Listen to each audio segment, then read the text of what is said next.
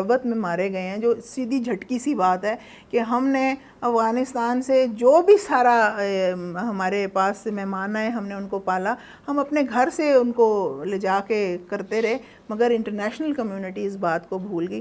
آج بھی ہمیں یہ کہتے ہیں ڈو مور، مگر اس دفعہ پرائم منسٹر صاحب نے آج جو انٹرویو دیا ہے نیوز ویک کو، انہوں نے کہا نا یو ڈو مور، اور پاکستان کی عوام اور پاکستان کی جو ایک مائنڈ سیٹ ہے وہ ہم امن پسند لوگ ہیں، ہم کسی لڑائی میں کسی دہشت گردی کو نہ پنپنے دینا چاہتے ہیں نہ اس میں جانا چاہتے ہیں، مگر ہمارے ملک کی طرف جو آنکھ اٹھائے گا اس آنکھ کو نکالنا بھی ہم جانتے ہیں۔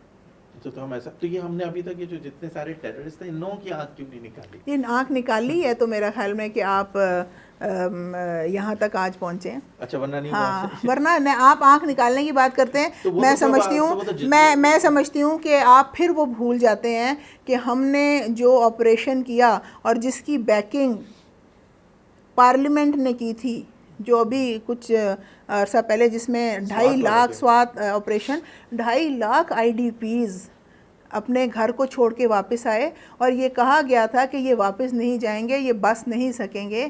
اس گورنمنٹ نے، پاکستان پیپلز پارٹی، جناب آصف علی زرداری صاحب، جناب پرائم منسٹر صاحب، میں سمجھتی ہوں تمام پولیٹیکل پاورز کی کاوشوں کے ساتھ وہ اپنے گھروں میں گئے، جا کے بس گئے، اور آج وہ سکون سے اپنی زندگی گزار رہے ہیں۔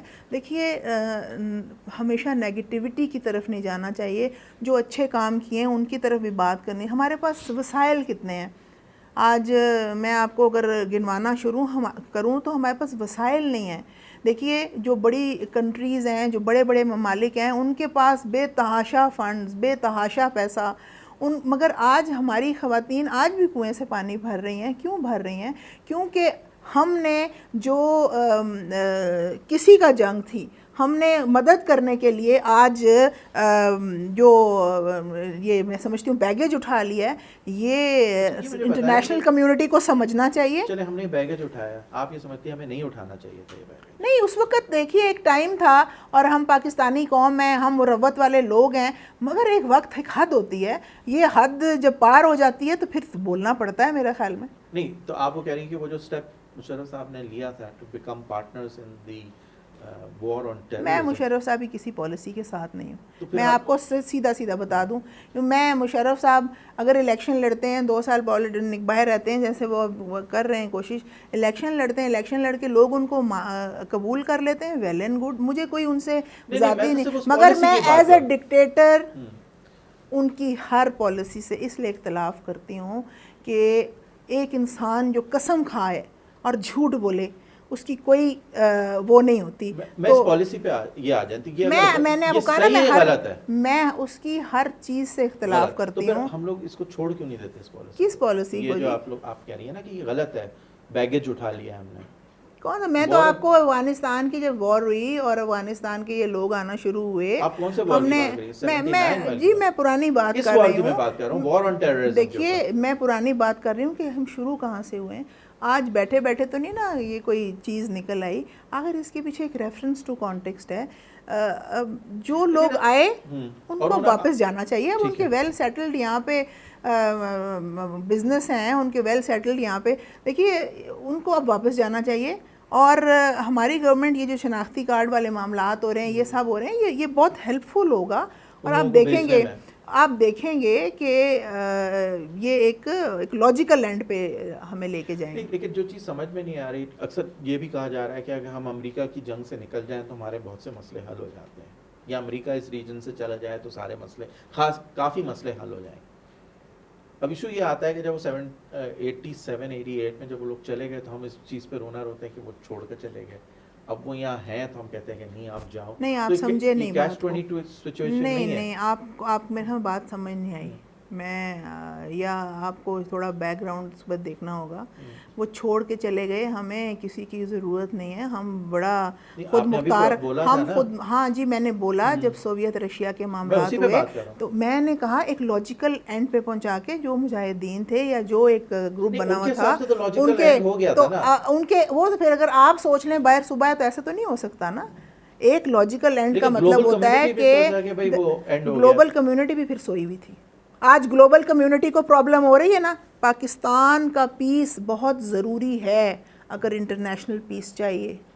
ریجنل پیس جو ہمارا ہے وہ بہت ضروری ہے. اگر یہ نہیں ہوگا تو انٹرنیشنل اور انٹرنیشنلی یہ سوچ لیا جائے کہ کوئی بھی محفوظ نہیں ہے. اگر آج آپ نے افغانستان کی پوزیشن دیکھی, آج آپ نے پاکستان کی پوزیشن دیکھی, میں سمجھتی ہوں کہ انٹرنیشنل فورسز کو یہ سوچ لینا چاہیے اگر پاکستان از ناٹ ان پیس تو وہ بھی کسی طرح محفوظ نہیں.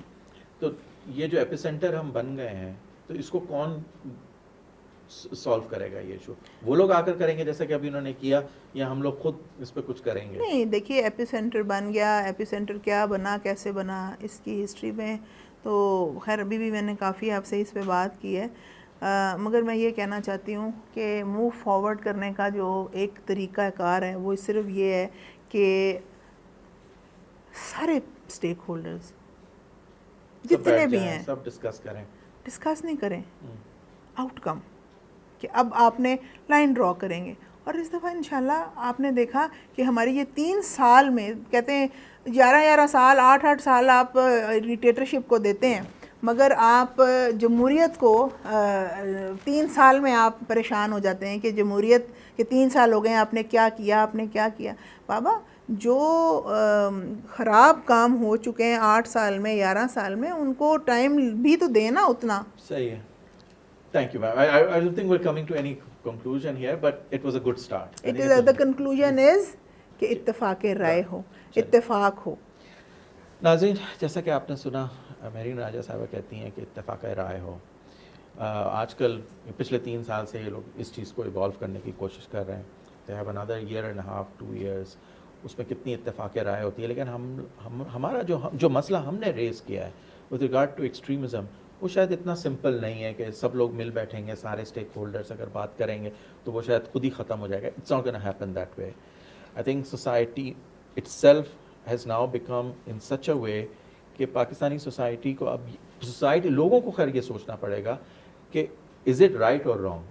بہت, کیونکہ جو کویشچنس ابھی بھی ریز ہو رہے ہیں وہ یہ نہیں کویشچن ریز ہو رہا اسامہ پاکستان میں کیوں تھا, وہ کویشچن یہ ہو رہا ہے کہ وہ کیسے آ گئے یہاں پہ, کیسے حملہ ہو گیا. یہ چیزیں ریز ہو رہی ہیں. سیکیور ساورنٹی کی بریچ ہو گئی ہے. اگر ہم ویسے صحیح معنوں میں دیکھیں تو ساورنٹی صرف اسٹیٹس پاکستان کی وائلیٹ نہیں کر رہے, یہ جو ٹیررسٹ پاکستان میں آ رہے ہیں اوور دی ایئرز آ رہے ہیں, یہ بھی پاکستان کی ساورنٹی بریچ کر رہے ہیں. اور sovereignty for the last 60 odd years breach کسی فارم میں ہو ہی رہی ہے. آگے کیا ہوتا ہے, ہم لوگ اپنا سوال جاری رکھیں گے. اگلے پروگرام میں ہم اب ایک اور گیسٹ کے ساتھ ہوں گے, ان سے بھی پوچھیں گے یہ اور دوسرے مسئلے پاکستان کے, ہاؤ ڈو وی ریزالو. اپنا خیال رکھیے گا. خدا حافظ.